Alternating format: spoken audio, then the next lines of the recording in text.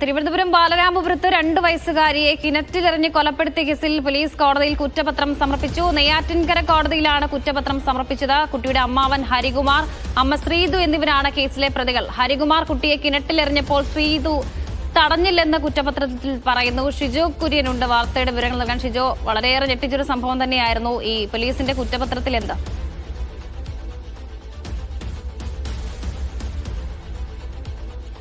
ഈ കൊലപാതകം നടന്ന ഏതാണ്ട് ഒരു 10 മാസം തികയുന്ന സമയത്താണ് ബാലരാമപുരം പോലീസ് ഇപ്പോൾ നെയ്യാറ്റിൻകര കോടതിയിൽ കുറ്റപത്രം സമർപ്പിച്ചിരിക്കുന്നത്. നമുക്കറിയാവുന്ന പോലെ തന്നെ ഈ കൊലപാതകവുമായി ബന്ധപ്പെട്ടുകൊണ്ട് 2 പേരാണ് പ്രതികൾ.